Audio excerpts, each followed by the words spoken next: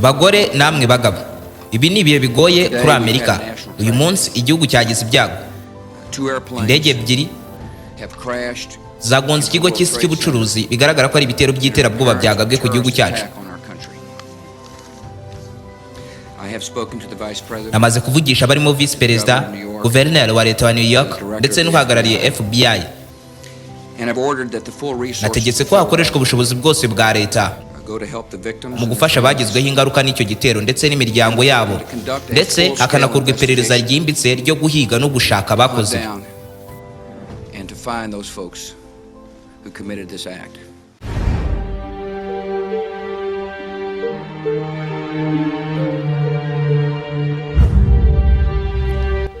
We come before God to pray for the missing and the dead.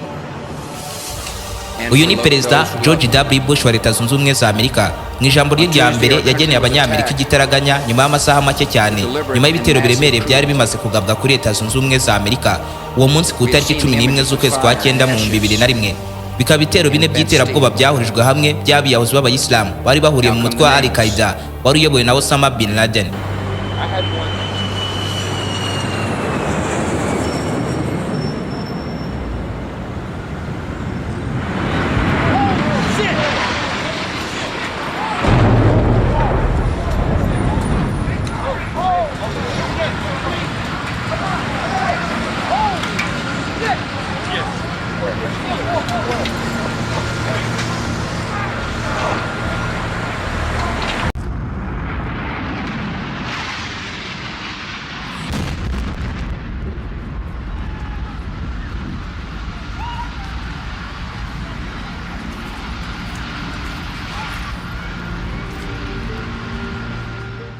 Iki nicyo gitero cya mbere mu mateka y'isi cyahitanye ubuzima bw'abantu benshi mu mateka yose y'iterabwoba ku isi, kuko icyo gihe abahaburiye ubuzima bari abo mu bihugu 90, hafi kimwe cya kabiri cy'ibihugu bigize isi uyu munsi. Ubyumve neza ko kuri uwo munsi Leta Zunze Ubumwe za Amerika zarimo zisenyuka, isi yose bireba, abaturage bapfa ari benshi, igihugu cyuzuye akaduruvayo k'abaturage bagwirirana bahunga banafite ubwoba bw'ibyihebe bya Osama bin Laden.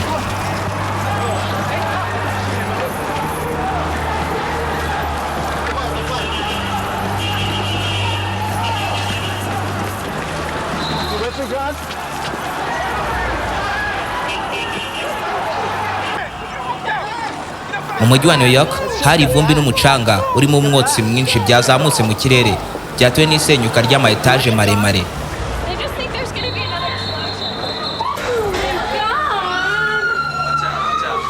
Abantu bahumye batabasha kureba imbere yabo, uhunga apfa kwiruka atazi naho yerekeza.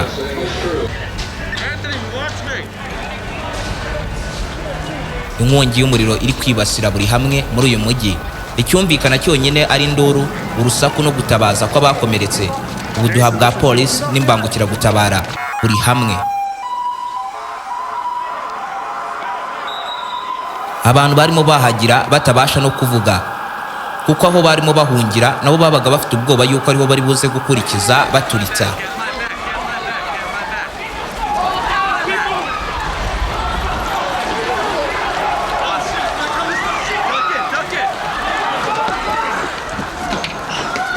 Imirambo yari buri hamwe, abatabara babuze naho bahera. Ibi byose biri guca kuri televiziyo z'ibinyamakuru bikomeye ku isi.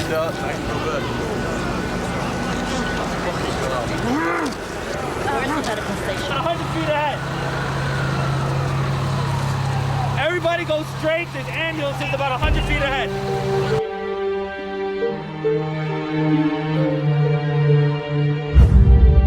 Ariko se byagenze bite ngo igihugu cy'igihangange mu isi nka Leta Zunze Ubumwe za Amerika abaterabwoba ba Al-Qaeda bagice muri humye bagipfukamishe mu minota mike cyane kuri rwa rwego rw'uko kugeza n'ubu abanyamerika batazigera bibagirwa ibyabaye icyo gihe mu munsi wo mwijima wo ku itariki 11 z'ukwezi kwa 9.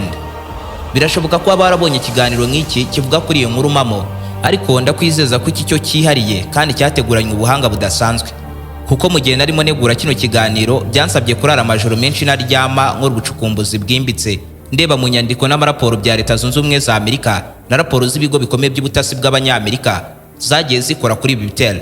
Iki kiganiro kandi nagiteguye nkoresheje inyandiko zigaruka kuri ibi bitero nk'iyitwa The Looming Tower yanditswe n'umuvumbuzi ukomeye cyane Lawrence Writer.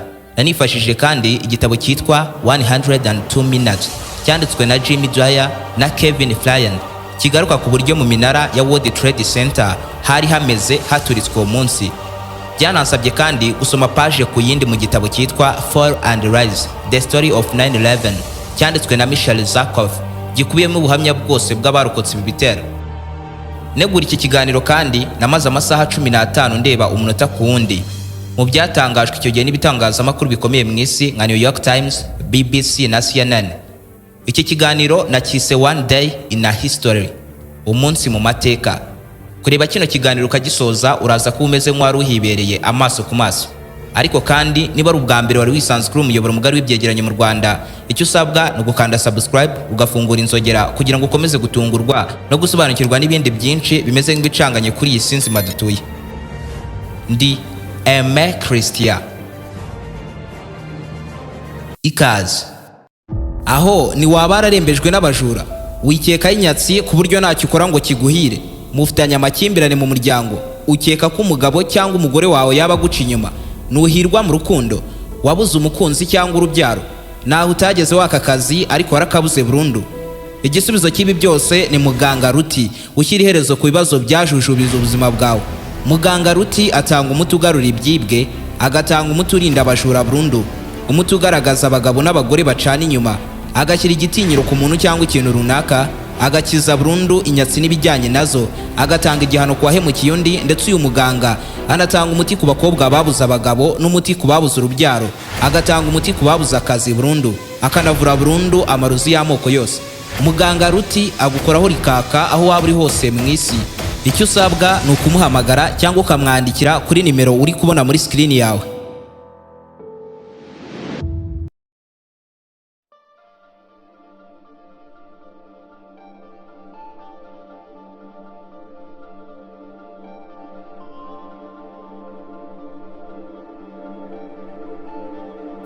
Aha turi ni mu mujyi wa New York, ni muri Leta Zunze Ubumwe za Amerika.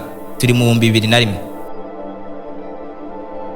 Umujyi wa New York icyo gihe wari utuwe n'abarenga miliyoni 8, byawugiraga umwe mu mijyi minini ku isi hose. 33% kw'abaturage bose bahabaga bari abimukira, bari baraturutse mu bihugu nka Dominica, Ubushinwa, Jamaica, Mexico, Uburusiya n'Ubuhindi.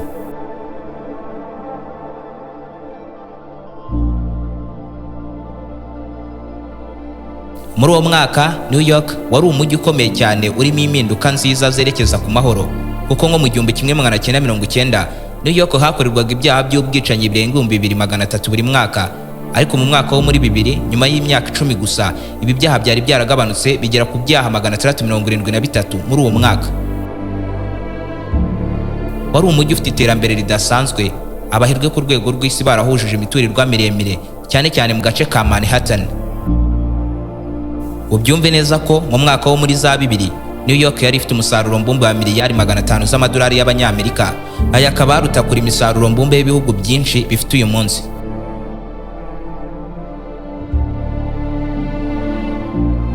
New York yari umujyi ufatwa nk'umurwa mukuru w'ikinyejana cya 20. Buri muntu wese mu isi afite inzozi zo kuzakandagiza ibirenge bye muri uyu mujyi.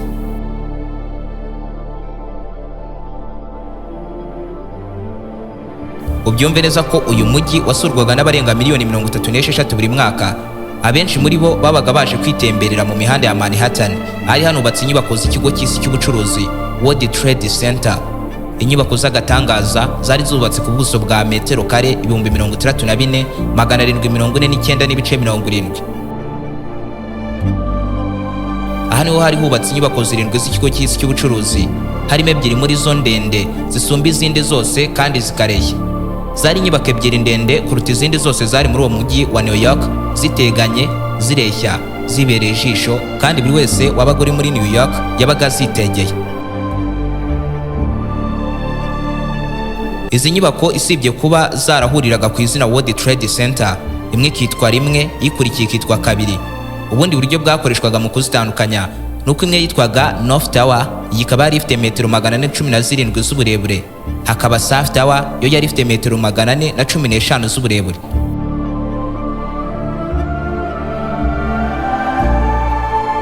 buri imwe muri izi nyubako yari igiye igeretse inshuro 110. Ibi byazigiraga inyubako ndende ku isi hose muri iyo myaka. Ibaze ko muri izi nyubako ebyiri zitagiraga uko zisa, zakorerwagamo n'abakozi barenga 50,000 buri nyubako kwayo, naho inyubako zose z'ikigo cy'isi cy'ubucuruzi World Trade Center akenshi ku manwa zabaga zirimo abantu barenga 200,000 ubaza abakozi bahakoreraga n'abazaga kuhasura. Aba bose bari abakozi b'amakompanyi agera kuri 430 yo mu bihugu 20 bikomeye mu isi. Kompanyi zari ziganjemo amabanki, ibigo by'ubwishingizi, ibigo bya leta, ibiro by'abaherwe n'abacuruzi bakomeye ku rwego rw'isi, ndetse n'abandi bagiye batandukanye. Ubundi abanyamerika bakundaga kwita izi nyubako ko ari impanga, kuko zarebye ndende, zireshya, zisa kandi zihari. Izi nyubako zose zari zarubatswe ku giciro cya miliyoni 900 z'amadolari y'abanyamerika mu mwaka wo mu 1970, ariko aya mafaranga uyu munsi afite agaciro ka miliyari 6.7 z'amadolari y'abanyamerika. Mbega izi nyubako zari ishusho ngari y'ubucuruzi mpuzamahanga, zikaba ikimenyetso cy'iterambere ku banyamerika, zikaba rukuruzi ikomeye cyane ya ba mukerarugendo. Ubyumve neza ko World Trade Center byari birenze kuba ari ikigo gusa, ahubwo ari umujyi ubwawo uri mwe imbere mu wundi mujyi wa Manhattan. Uwo mujyi nawe uri muri New York ho muri Leta Zunze Ubumwe za Amerika.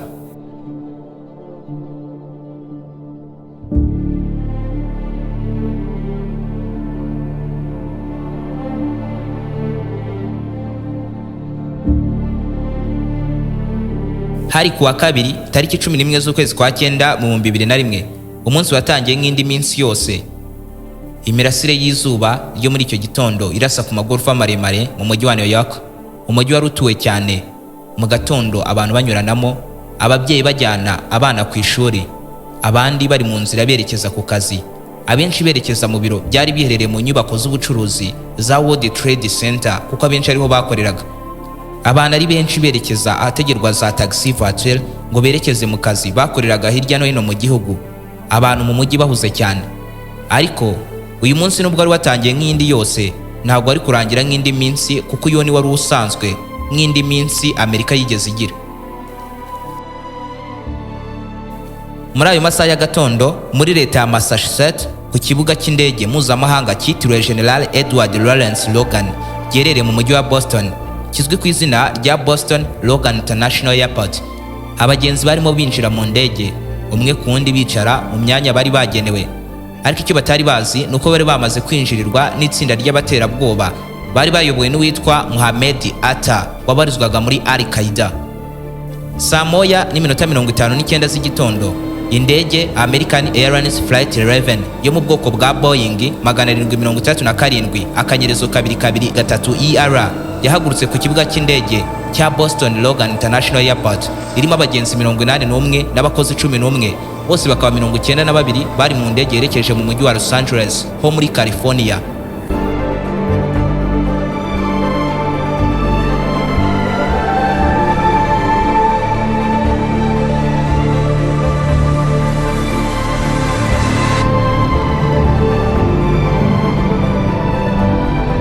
Urugendo rw'indege rwakomeje kuba urusanzwe kugeza saa 2:14 z'igitondo. Nyuma y'iminota 15 indege iri mu kirere, ku kibuga cy'indege yari yahagurutseho batangiye kuyibura ku murongo w'itumanaho. Umukozi wo ku kibuga cy'indege yahamagaye abari mu ndege, ariko ntibamwitaba. Yagize ati, American 11 Boston. Indege American 11, aha ni Boston. Ndasubiramo, indege American 11 iri kuri frequency. Ese muranyumva? Ariko yabuze uwamusubiza. Ako kanya ahita atanga raporo ku bashinzwe ingendo z'ikirere ko hari indege iri mu kirere batari kubasha kuvugana neza. Yeah, I turned him 20 right. Oh, okay. And he's only going to, I think 29. Nibwo hatangiye gukekwa ko indege ya American Airlines Flight 11 iri mu kirere yamaze kuba yashimutwa. Muri uwo mwanya w'urujijo kuri cya kibuga cy'indege n'ubundi cya Boston Logan International Airport, indi ndege itwara abagenzi United Airlines Flight 175 yo mu bwoko bwa Boeing 737 akanyerezo 222 yahagurutse irimo abagenzi 56 n'abakozi 9, nayo yerekeje mu mujyi wa Los Angeles. saa 2:19 z'igitondo hashize iminota 5 indege ya mbere yahagurutse yaburiwe irengero iri mu kirere. Umwe mu bakozi bari bayirimo witwa Beth Young ubwe yihamagariye ku kibuga cy'indege baturutseho avugana igihunga avuga ko bari kugerageza kuvugisha abapilote muri cockpit ariko nibo basubiza.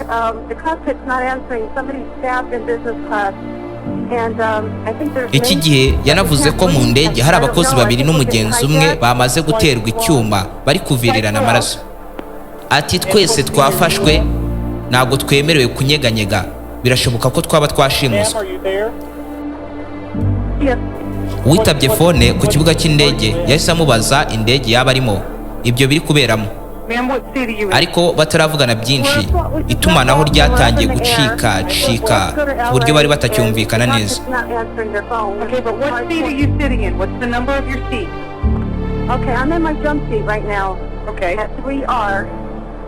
Gusa aya makuru yabahaye yahamyaga ko noneho byeruye indege American Flight 11 yari yamaze kubura ku murongo, ubu yamaze kuba yashimutwa, ubugenzuzi bwayo bwose butakiri mu biganza by'Abanyamerika. You're gonna have to speak up. I can't hear you. Sure. What is your name? Okay, my name is Betty Ong. I'm number 3 on flight 11. Okay. saa 2:24 z'igitondo nyuma y'iminota 5 gusa ibyo bibaye, Muhammad Atta uhagarara itsinda ry'abashimusi bari bashimusi indege ubwo yihamagariye ku kibuga cy'indege avuga ko bamaze gushimuta indege bafite gutuza ngo buri wese araza kumera neza. We have some planes. Just stay quiet and you'll be okay. We are turning to the airport. 15 Southwest, the phone going to Hampton. And who's trying to call me here? Ubwo bageragezaga kumuvugisha yabumvishije arimo abwira bari mu ndege ati ntihagire unyeganyega, buri kimwe kiraza kugenda neza, ariko nihagira unyeganyega araza kuba ari kwishyira mu byago, anashyira mu byago indege yose, rero mutuze. Icyo gihe kuri icyo kibuga cy'indege bari bamaze kumenya neza ko abaterabwoba aribo barimo bayobora indege American Flight 11 bayerekeza aho bashaka. Gusa ntibari bazi ngo abapilote bayo barihe, nimba babishe, babaziritse cyangwa babakoreye ikindi kintu runaka. Inyuma gato saa 2:20 z'igitondo ubwo ibi byose byarimo biba, ku rundi ruhande muri Virginia ku kibuga cy'indege mpuzamahanga cyitwa Washington Dulles International Airport, indege ya American Airlines Flight 77 yo mu bwoko bwa Boeing 757 akanyerezo 223 yahagurutse kuri icyo kibuga cy'indege irimo abagenzi 58, abakozi batandatu, bakaba 34 bose hamwe bari berekeje mu mujyi wa Los Angeles, kimwe nk'indege ya mbere yabanje. Ni indege ya gatatu yahagurutse ku butaka yo mu bwoko bwa American Airlines, zose zari zerekeje mu mujyi wa Los Angeles. Nuze kwibagirwa ko imwe muri zo yari yamaze kuba yashimutwa. saa 2:37 z'igitondo Joseph Cooper, umwe mu bakozi bo ku kibuga cy'indege, yahamagaye ku kigo cy'Abanyamerika cy'ubwirinzi bwa gisirikare abamenyesha ko bafite indege iri mu kirere yamaze kuba yashimutwa. Iyi ni Boston, dufite ikibazo. Imwe mu ndege dufite mu kirere yashimuswe iri kuza yerekeza mu mujyi wa New York, rero turabakeneye. Dukeneye indege z'intambara zo mu bwoko bwa F-16 zo kwitambika iyi ndege. Mu gihe yarimo yaka ubufasha bwa gisirikare muri leta ya New Jersey ku kibuga cy'indege mpuzamahanga cya Newark International Airport, indege United Airlines Flight 93 yo mu bwoko bwa Boeing 757 akanyerezo 222 yahagurutse kuri iki kibuga irimo abagenzi 37 n'abakozi 7, bose bari mu ndege yerekeje mu mujyi wa San Francisco. Mu gihe iyi ndege yarimo ihaguruka yerekeza mu kirere, abo bufasha bwa gisirikare bari kwitegura kuzamura mu kirere indege zabo z'intambara zo mu bwoko bwa F-16 ngo zijye kwitambika indege ya mbere yari yamaze kuba yashimutwa. saa 2:46 z'igitondo indege American Flight 11 yahagurutse bwa mbere ikaza no gushimutwa. Yaje yafatiyeho yerekeza mu mujyi wa New York, bitunguranye igonga inyubako ya World Trade Center ya ruguru.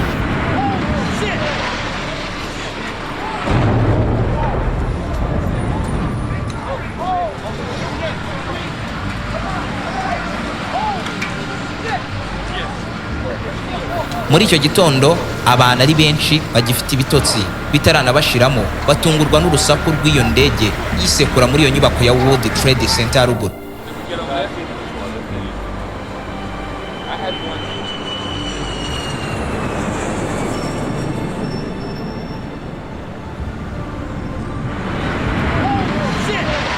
Ibitangazamakuru byose byahise bitangaza iyi nkuru igitaraganya ko inyubako y'agatangaza mu isi yari iri mu mujyi wa New York igonzwe n'indege.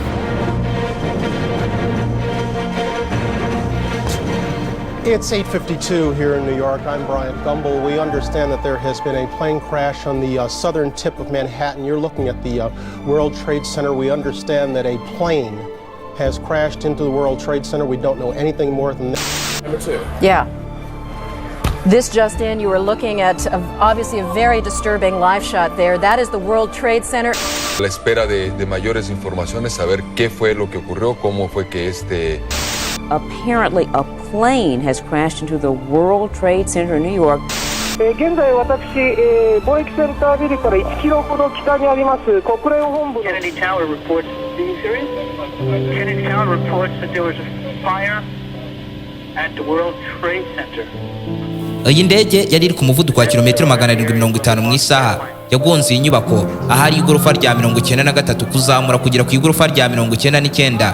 Indege ihita inasenya imbere muri iyo nyubako, isenya inzira zose z'amayesikariye, isenya inkingi zayo zose. Igice cyo hejuru cy'inyubako hejuru y'aho indege yari yagonze gitangira guhengama, kandi inyubako yari irimo abakozi barenga 50,000 imbere muri iyo nyubako kuva ku igorofa rya 93 kugeza ku igorofa rya 99. Esikariye zose zahise zisenyuka ndetse n'inzira zose z'amaesanseri zirangirika. Bivuze ko abari bari hejuru yaho bose ahubwo bisanze bagomba gusimbuka bakamera n'ubundi nk'abiyahuye, kuko n'ubundi nawe ari kurokoka uko guturika kw'iyo ndege. Ubwo rero icyo bari bategereje ni ukwakira urwaje.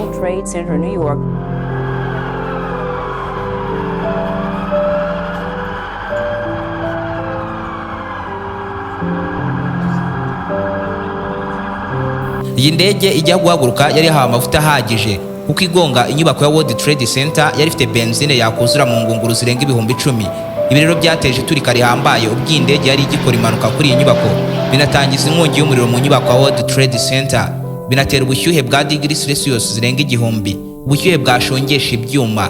Ibi birema rero gucumba k'umwotsi w'umukara wabonwe na buri wese wari mu mujyi wa Manhattan ho muri New York.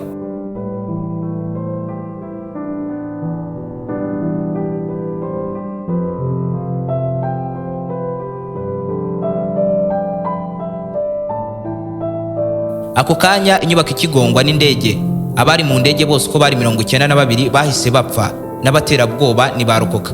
Ndetse iki gitero cyahitanye abantu bari hagati y'300 kugeza ku 400 bari mu nyubako ya World Trade Center, babuze uko batabarwa kubera esikariye n'amaesanseri byari byangiritse.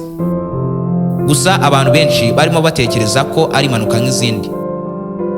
Naho abari ku kibuga cy'indege bo batekereje ko hari bitewe nuko ibyihebe byari byashimuse indege byananiye kuyigenzura, maze indege ikaboreka mu mujyi, bakisanga bagonze etage ya World Trade Center ya ruguru.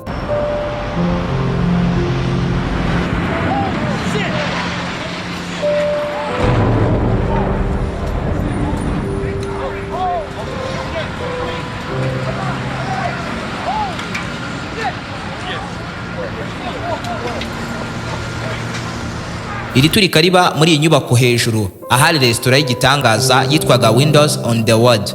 Harimo abantu barenga 100 bari mu nama y'akazi. Muri bo harimo Christopher Henry w'imyaka 31, ari nawe wahamagaye polisi atabaza yakubufasha. Ati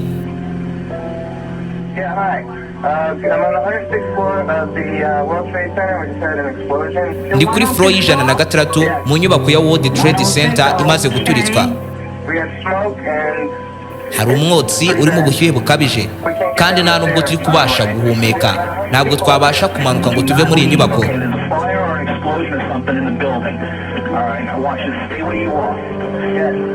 Iki gihe ab'ubutabazi bamubwiraga kuguma ahari n'abo bari kumwe ngo bategereze ubufasha.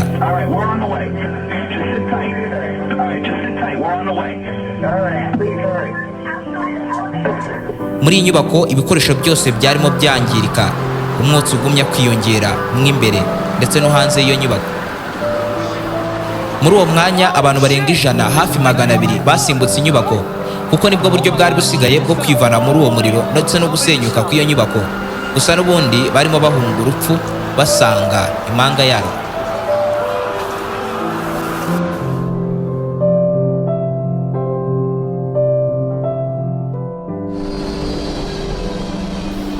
Muri iyo minota yiturika mu kirere indege United Airlines Flight 175 imwe ihagurutse bwa kabiri kuri cya kibuga cy'indege cya Boston Logan International Airport niho yari imishimutwa iri mu kirere imaze iminota 30 gusa mu rugendo.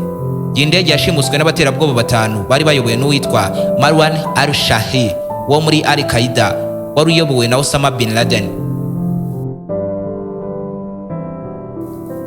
Saa 2:52 z'igitondo abakozi bo mu ndege batangiye guhamagara ku kibuga cy'indege aho baturutse bavuga ko bari gushimutwa. Barimo bavuga ko bari mu ndege irimo abagabo bafite ibyuma bafashe ubugenzuzi bwose bw'indege.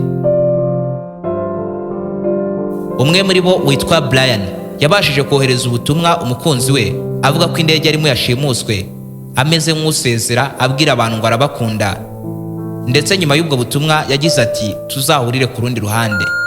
Listen, on an airplane that's been hijacked, and things don't go well. I'm looking good. I just want you to know I absolutely love you. I want you to do good. So happy to find. Same to my parents and everybody. And I just totally love you, and I'll see you later. Muri iyo minota inkuru yari imaze gukwira ku isi hose ko inyubako ndende yasumbaga izindi mu mateka y'iterambere mu myubakire. Icyo gihe yari imaze kugongwa n'indege ubiri gusenyuka.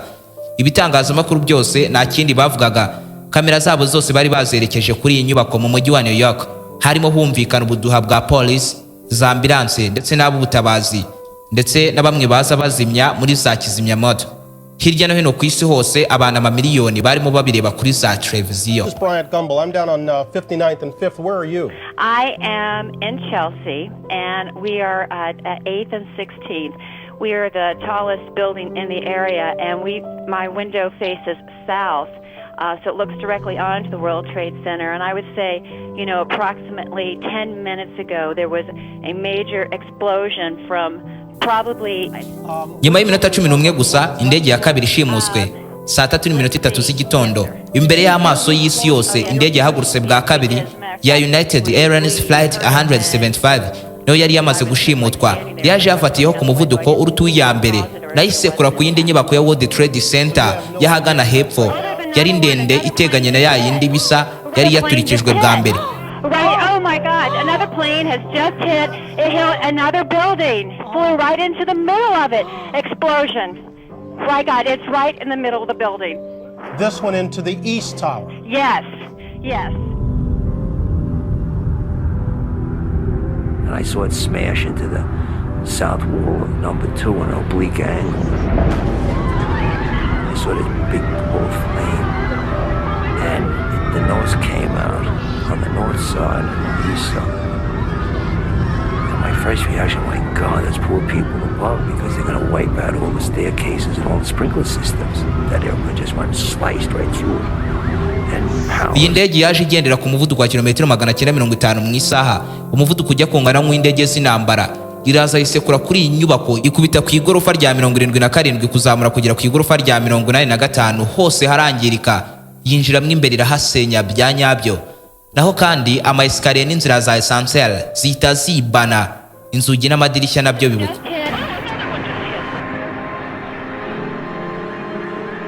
Holy shit, man. That's the other building. That's terrorists. Other building? That's terrorists, bro. That's fucking terrorists.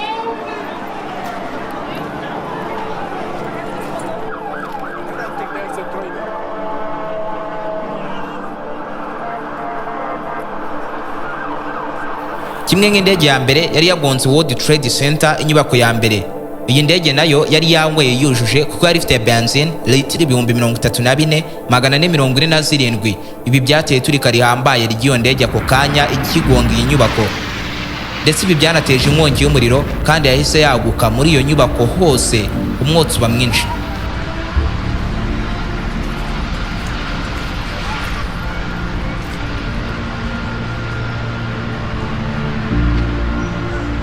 centenares, si no más de 1000 personas las que podrían estar. Ricardo, ¿tú estás viendo las imágenes como nosotros? Es que... Yo lo estoy viendo en directo, Matías, estoy delante de es que es un boquete iyi tremendo. ndege yarimo abagenzi 35 bahise bapfa ako kanya. Iryo turika kandi ryahise rihitana abandi barenga 300 bari ku igorofa rya 85, bose bahise bapfa ako kanya. Bitandukanye n'iturika ry'indege ya mbere, iri turika ryo isi yose yararirebaga, abantu bose bifata ku munwa babirebaga, bahita babona ko izo atari impanuka zisanzwe ahubwo ari ibitero biri kugabwa ku butaka bwa Leta Zunze Ubumwe za Amerika. Hari abantu bari gushimuta indege bakaza bakazigongesha babishaka, kandi bakanasenya inyubako zose z'agatangaza ziri ku butaka bwa Leta Zunze Ubumwe za Amerika.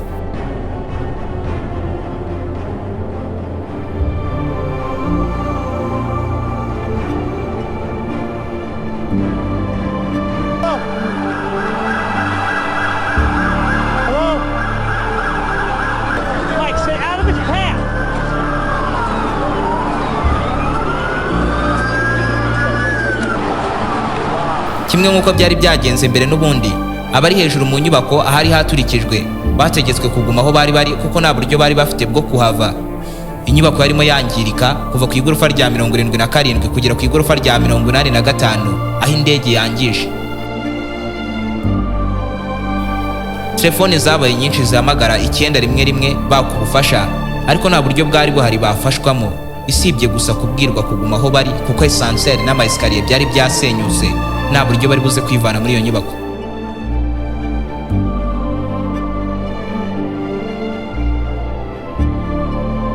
Uwitwa Melissa Harrington Hughes ni umwe mu bari ku igorofa ry'101 mu nyubako ya World Trade Center. Yari yaje mu rugendo rw'akazi birangira nabi.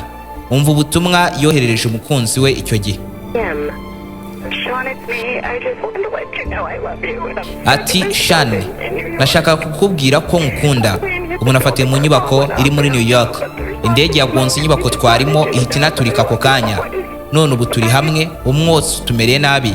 Ati sinzi niba ahantu waharokoka, gusa umenye ko nkukunda.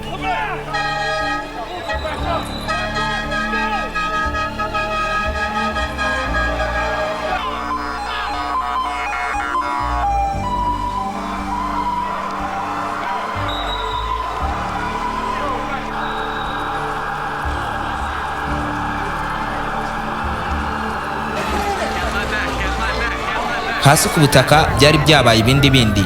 Umujyi wa New York, abantu bose byabarenze, ubwoba ari bwinshi mu mitima yabo bahunga, ariko nabo ubwabo batazi aho berekeje.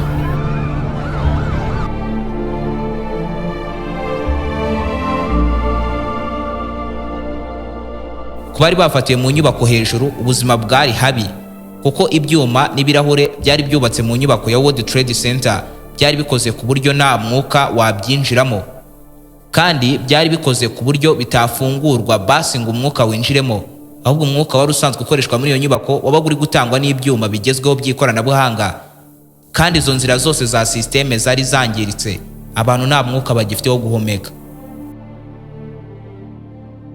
Gusa amwe mu madirishya yari yangijwe n'iyi ndege, ari naho umwotsi wasohokeraga uzamuka hejuru ya New York.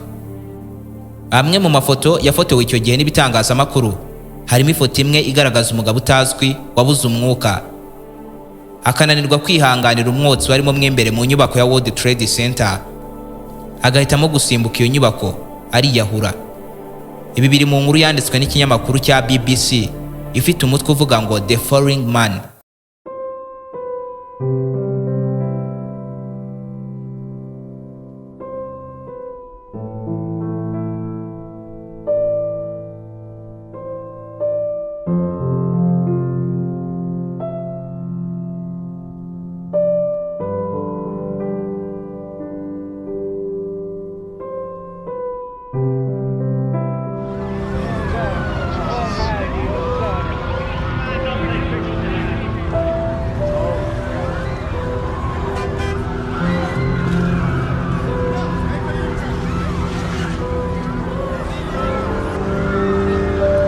Kugira ngo usobanukirwe uko byagenze neza mu guhuriza hamwe ibitero, biradusaba ko twongera tugasubira inyuma mu minota mike cyane.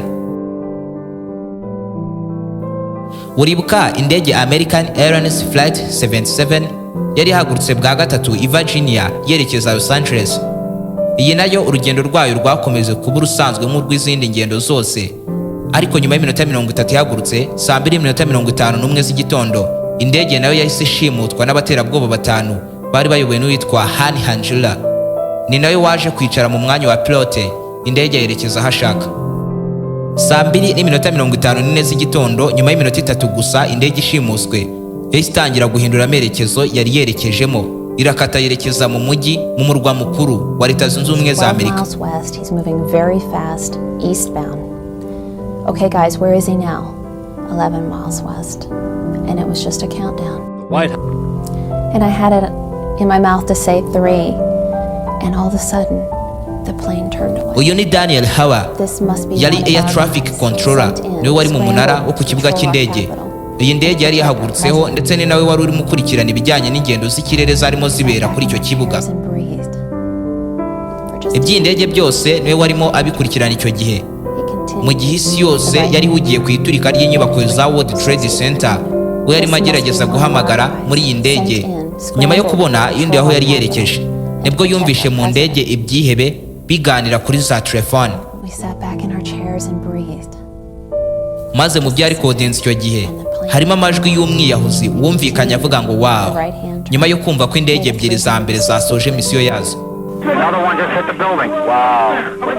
The whole building just came apart. We sat back in our chairs and breathed. Ati nabonye indege ikata mu kirere digiri 360. Ni ukuvuga ko yakoze igisa nk'ikiziga, ikata ihindura amerekezo y'aho yari yerekeje, isubira aho yari ivuye mu mujyi.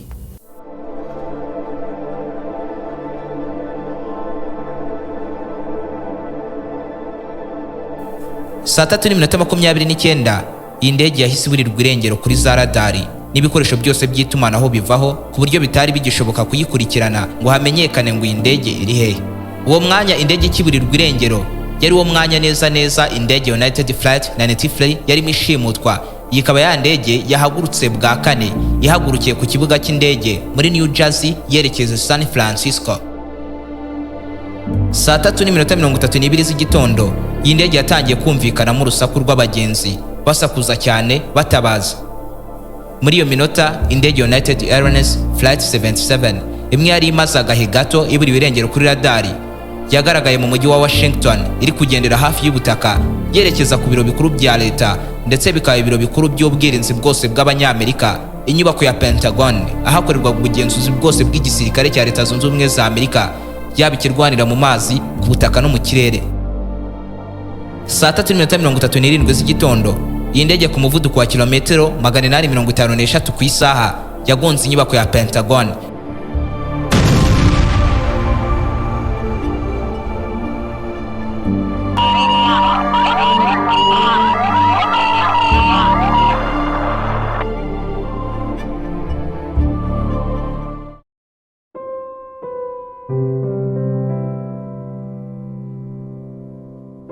Ubusanzwe iyi nyubako igizwe n'impande 5 zikoze ikiziga, ariko izo mpande zikitwa A, B, C, D, E.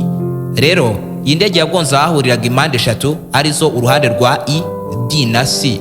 Aho hakaba harakorerwaga ubugenzuzi bwose bw'igisirikare cya Leta Zunze Ubumwe za Amerika kirwanira mu mazi.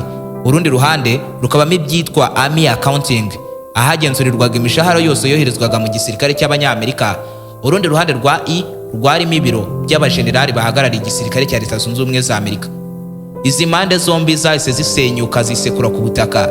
Iyi ndege yari yo mu bwoko bwa Boeing 757 yari ifite litiro 37,854 za benzine. Izi zanaguye ingufu ziturika, bituma inkongi y'umuriro ihita ifata mu bindi bice bya Pentagon mw'imbere no hanze yayo.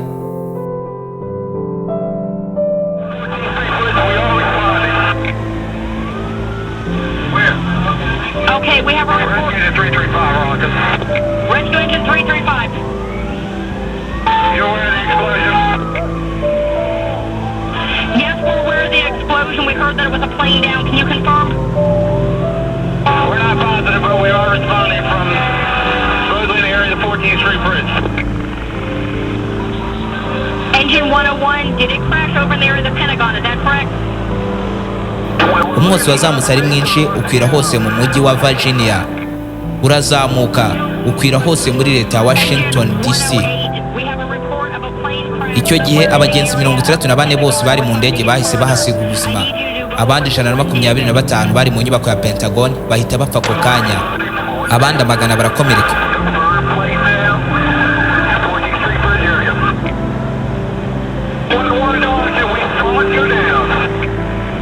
Engine 101, fog, go down.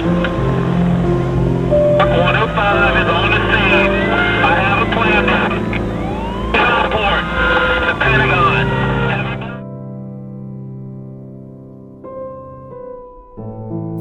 Ubundi Pentagon nicyo cyiciro gikuru cy'ingabo za Leta Zunze Ubumwe za Amerika. Byari bivuze yuko rero nimba ariho hantu hambere hari hatekanye kuruta ahandi hose mu gihugu, rero kuba hari haturikijwe byateje abanyamerika kwisanga mu kaduruvayo bataye umutwe, kuko aho bafataga nk'ahantu hatinyitse hakomeye hakorera igisirikare gikuru cya Leta Zunze Ubumwe za Amerika harimo hakorwa mu jisho. Ku byombo byose bya gisirikare mu gihugu bahise babwirwa ko ku birindiro bikuru by'igisirikare hamaze guturitswa, hamaze kugongwa n'indege y'ubucuruzi. Za ambulance, abashinzwe kuzimya umuriro ndetse na police bahise bahazenguruka batangira gutabara abakomeretse muri iryo turika.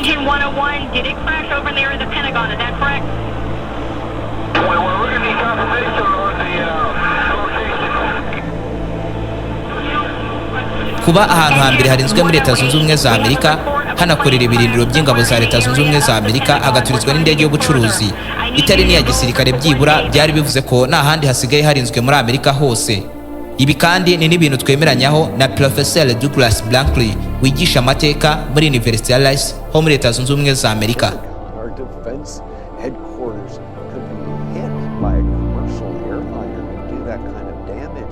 Was kind of mind-blowing because the correlation was quite clear. The Pentagon wasn't safe. Nowhere is safe.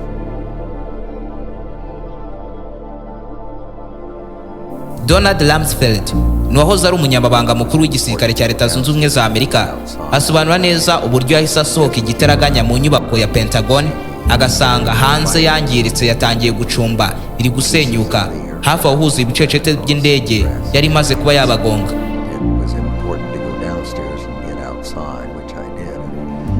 Came around the corner, we could see the fire and smoke. There were pieces of the aircraft spread across.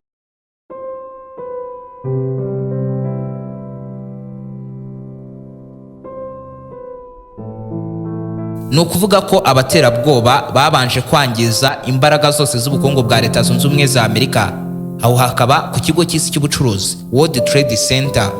Maze rero bahise bakurikizaho kugonga imbaraga z'igisirikare cya Leta Zunze Ubumwe za Amerika ku nyubako ya Pentagon.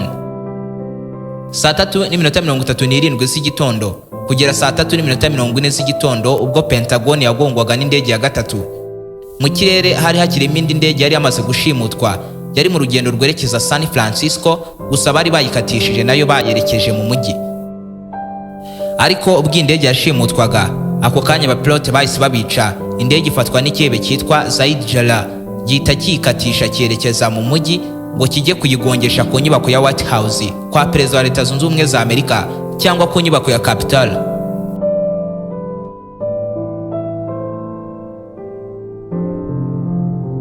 Saa 3:57 z'igitondo muri iyi ndege binyuze mu guhamagarana kw'ibyihebe, abari mu ndege bose bari bamaze kumenya uko byagendekeye izindi ndege zose zabanje gushimutwa, ko nabo nta n'umwe uri buze kurokoka. Maze rero umwe mu bagenzi witwa Todd Bima yatangiye kugumura abagenzi ngo biyahure kuri ibyo byihebe bahangane nabyo, kuko n'ubundi byanga bikunda bagombaga gupfa. Rero yarimo abashishikariza gupfa kigabo, cyane ko ibi byihebe byari muri iyi ndege byari bifite ibyuma gusa. Rero kubarwanya ari benshi byari gusa nk'ibiborohera kuko bo bari bane gusa bafite ibyuma. Saa 3:58 z'igitondo akavuyo karatangiye mu ndege, abagenzi bose barahaguruka, bahagurukira rimwe birunda ku byihebe barwanira ubugenzuzi bw'indege. Bamwe mu bagenzi biganjemo abagabo babanje kumena urugi rwa cockpit, binjiraho indege itwarirwa, batangira kurwanira kuyiyobora.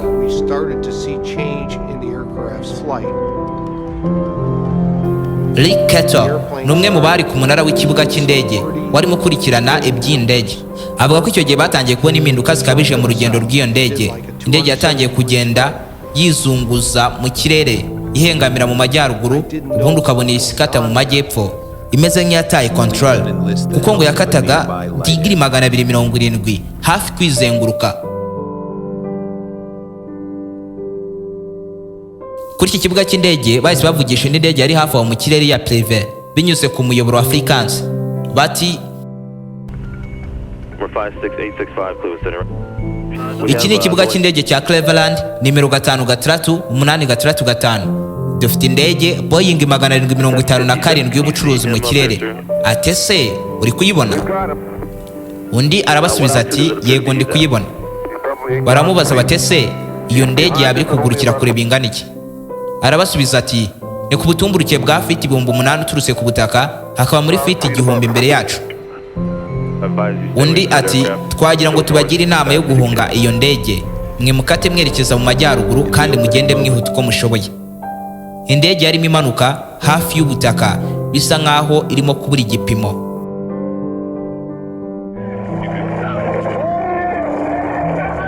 Now, we're actually seeing the different formats on the screen here.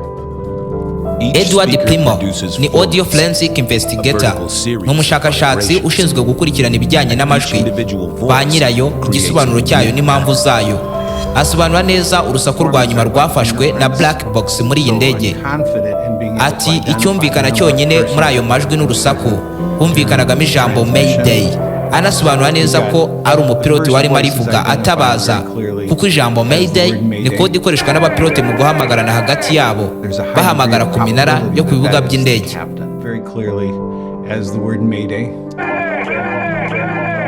There's a high degree of probability that is the captain. Indege yagombaga kugonga kuri White House cyangwa inyubako ya Capitol, ariko bitewe n'akavuyo katejwe n'abagenzi muri iyi ndege bigatuma indege ita control, byatumye isaha y'isa 4:03 z'igitondo indege United Airlines Flight 93 ihanuka butosha yitura mu bibaya bya Shanksville ni muri Pennsylvania.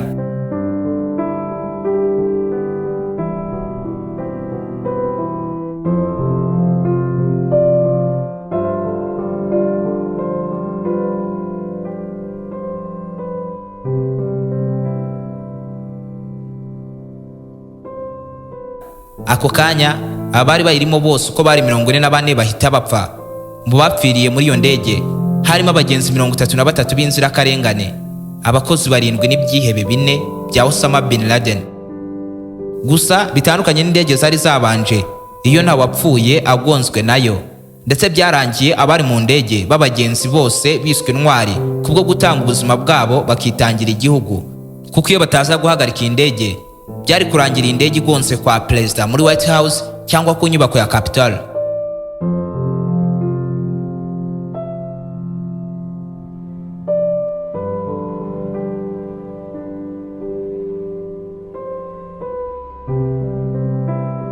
Kuva mu 1973 inyubako za World Trade Center zikimara kuzura ntizari inyubako ndende gusa ku isi, ahubwo zari inyubako zubatse ku buryo zahangana n'ibitero byose by'indege. Ariko mu kuzubaka ntibari barateguye yuko zizagongwa n'indege z'ubwiyahuzi zihuta bidasanzwe kandi zinafite za litiro nyinshi z'amavuta ku buryo zirahita zituritsa zikarimbura burundu ubwo budahangarwa bwose bari barahaye izi nyubako. Saa 3:59 z'igitondo, Jacques Teleshio, umunyamakuru wa televiziyo CNN, niwe wafashe amashusho. Inyubako World Trade Center y'igitangaza imwe yagonzwe bwa kabiri iri mu majyepfo isenyuka yose kubarara ku butaka.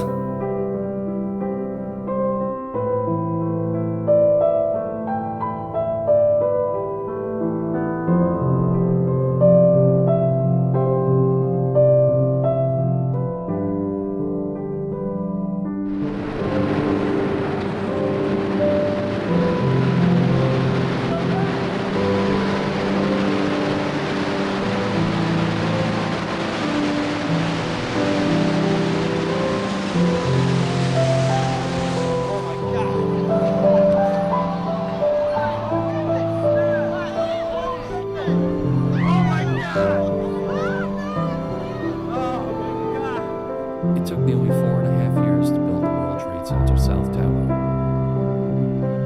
Ibi biba isi yose yarimo ibireba ku bitangazamakuru bigiye bitandukanye. icyo gihe buri wese yabonye inyubako World Trade Center y'epfo ihinduka umuyonga. Kumanuka kwayo byateye urusaku n'ivumbi ryinshi rivanze n'umwotsi byazamutse mu kirere ripfuka ahantu hose mu mujyi wa Manhattan. Buri wese wari mu mujyi wa New York utarabibonye neza iyi nyubako itangira kugwa. Bamwe batangiye gukeka yuko ari irindi turika ribaye, ubwoba buriyongera mu mitima yabo. Ariko uko iminota yagiye ishira, umuyaga ugenda ukuramo iryo vumbi n'umucanga bivanze n'umwotsi mu kirere, nibwo bafunguye amaso babona inyubako World Trade Center igihari yamaze kugera hasi yose. Yari inyubako ndende ku isi ifite floor 110, ariko byayitwaye amasegonda 12 gusa ngo yisange hasi ari umuyonga. Muri uko gusenyuka, abantu barenga magana bari bafatiwe hejuru y'aho indege yari yisekuye ku igorofa rya 77 kugeza ku igorofa rya 85. Bose bahise bapfa ku kanya, ndetse abazimya umuriro, abapolisi n'abatabaraga bose bahise basubizwa inyuma ngo bahunge iyo nyubako itaza kubisekuraho. Bimwe mu bice by'inyubako byagiye bihanuka butosho bikisekura ku mamodoka n'izindi nyubako zari hafi aho, ndetse ibi byanakomerekeje abantu benshi n'ubu batazwi neza umubare. Iyi nyubako mu kugwa kwayo yaguye hejuru ya hoteli yitwaga Marriott yari mu nyubako World Trade Center 3, ndetse byanasenye izindi nyubako zari hafi aho z'ikigo cy'isi cy'ubucuruzi, harimo inyubako World Trade Center 4, World Trade Center 5 na 6.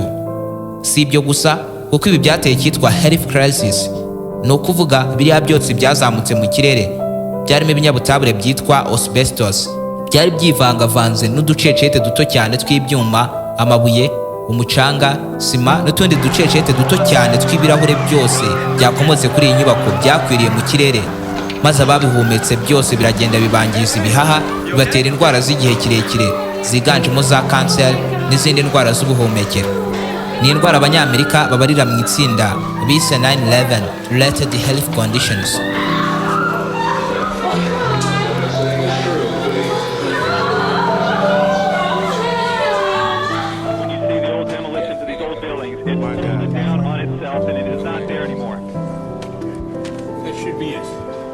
Kugwa nk'uku kw'iyi nyubako irimo abantu bose bagahita bapfa byatumye abantu ibihumbi byinshi byabireberaga kuri televiziyo bagira ikibazo cya trauma.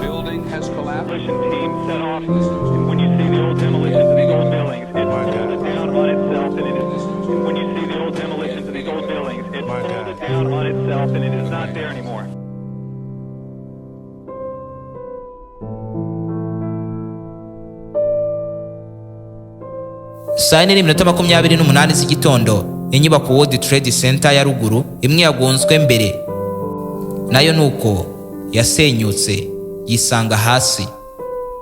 Abantu bari bafatiyemo barenga 1,400 bahita bapfa ku kanya, ndetse iyi nyubako yarahananutse igwira barimo bazimya, abapolisi ndetse n'abo butabazi barenga 200.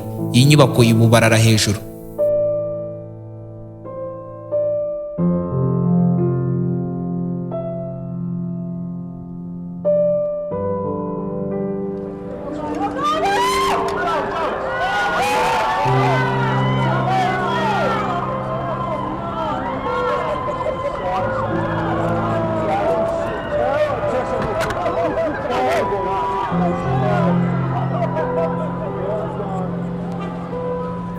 Izari inyubako ndende ku isi zihinduka umucanga, isi yose bireba kuri televiziyo. This is a live picture.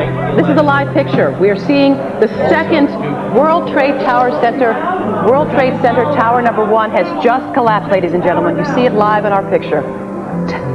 One World Trade Center has just collapsed. That means both World Trade Center buildings have collapsed. If Jim Smith is with us still in Chopper 2, Jimmy, you there?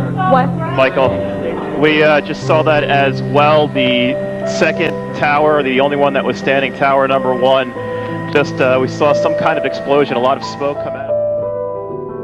It's difficult to find the words to describe the feeling in New York City today. Biragoye kubona amagambo yasobanura ibyumviro biri mu mujyi wa New York. Uyu munsi New York yabuze ayicira n'ayimira. Inyubako z'agatangaza zamaze gusenywa, ibihumbi byinshi by'abantu byapfuye. Mbega Leta Zunze Ubumwe za Amerika zirugarijwe. Abantu bose uwo munsi bari bahabutse, ubwoba bwabarenze, bavuga ko ibi bikabije, bamwe muri bo bafite ihahamuka batewe n'ibyo babonye kuko ngo nibyo bikorwa bikabije bari babonye mu mateka y'ubuzima bwabo bwose. People was jumping out the window. They was waving, like trying to like say, help me. Like you see their arms, and then you saw the man jump down, and he just, everybody was jumping. I watched the flames coming out of the Trade Center, and I saw it collapse, and it was just the most horrible thing I've ever seen.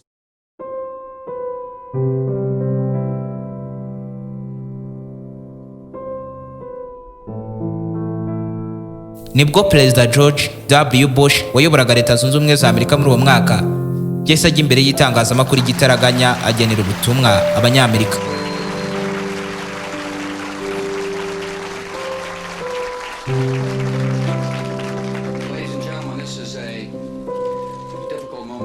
Bagore namwe bagabo, iki ni igihe kigoye kuri Amerika. Uyu munsi igihugu cyagize ibyago, indege ebyiri zagonze inyubako za World Trade Center mu buryo bw'ibitero by'iterabwoba.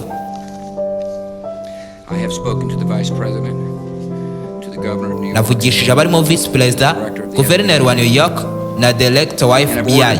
Nategetse ko hakoreshwa ubushobozi bwose bwa leta mu gufasha abagizweho ingaruka ndetse n'imiryango yabo, kandi hakanakorwa iperereza ryimbitse mu gushaka abakoze aya mabi.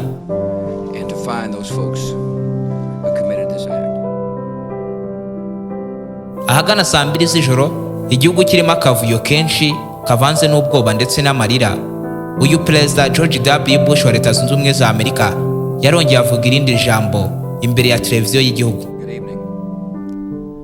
Umugoroba mwiza. Uyu munsi abenegihugu bacu, uburyo bwo kubaho kwacu, umudendezo, byose byagabweho ibitero by'iterabwoba by'inkurikirane byahurijwe hamwe. Inzirakarengane zari mu ndege no mu biro, abayobozi, abanyebusiness b'abagabo n'abagore, abasirikare n'abakozi ba leta, abamama n'abapapa, inshuti n'abaturanyi. Ubuzima bw'abantu ibihumbi bwashyizweho iherezo n'ikibi mu iterabwoba ry'agahomamunwa.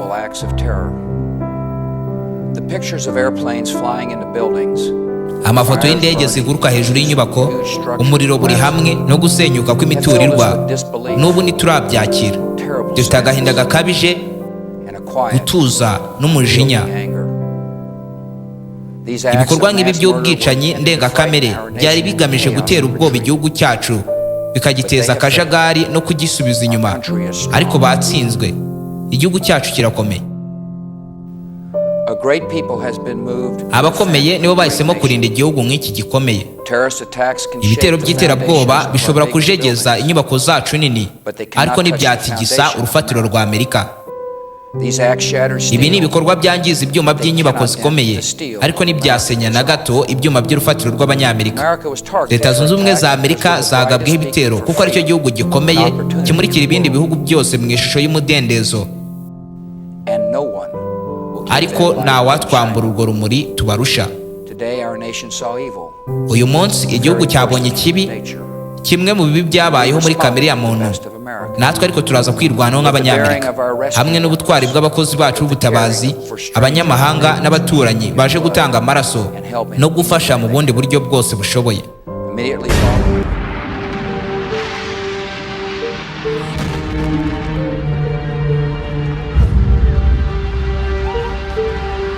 Ibi ni ibitero byitiriwe itariki byagabweho tariki 11 z'ukwezi kwa 9, byagabwe n'ibyihebe 19 byabaga mu mutwe wa Al-Qaeda, bigabwa ku mabwiriza ya Osama bin Laden. Ni ibyihebe byashimuse indege enye z'ubucuruzi, ebyiri muri zo bazigongesha inyubako za World Trade Center z'ubucuruzi, imwe igonga Pentagon, indi hanuka utosho mu bibaya bya Pennsylvania. Ibi bitero byapfiriyemo abasaga 3,000, abarenga 6,000 barakomereka, abandi batazwi umubare baburirwa irengero n'ubu ntibaraboneka. Nta mirambo yabo yagaragaye, nta naho bongeye kugaragara nyuma y'ibyo bitero. Mu buryo budasubirwaho, ibi bitero nibyo byahitanye abantu benshi mu mateka yose y'iterabwoba, ndetse ni nabyo bitero byahitanye abantu benshi mu mateka yose y'ingendo zo mu kirere. Uyu ni umunsi uzahora wibukwa mu mateka yose y'abanyamerika, kuko muri New York ahahoze World Trade Center ubu hari urwibutso rw'ibyabaye icyo gihe ruzengurutswe na pano yanditseho amazina y'abapfiriye muri iyo nyubako bose. Buri tariki 11 z'ukwezi kwa 9 bibuka ababo baburiye ubuzima muri ibyo bitero. Iki kiganiro gifite umutwe uvuga One Day in a History, umunsi mu mateka. Ni iby'agaciro niba babanye natwe kuva ku itangira kugera ku musozo. Twagusabaga niba ari ubwa mbere wari wisanze kuri umuyoboro mugari w'ibyegeranyo mu Rwanda, kanda subscribe ufungure inzogera kugira ngo uzakomeze gutungurwa no gusobanukirwa na byinshi cyane bimeze nk'ibicanganye kuri iyi sinzi madutuye. Ndi Aime Christian. Nawe ubutaha.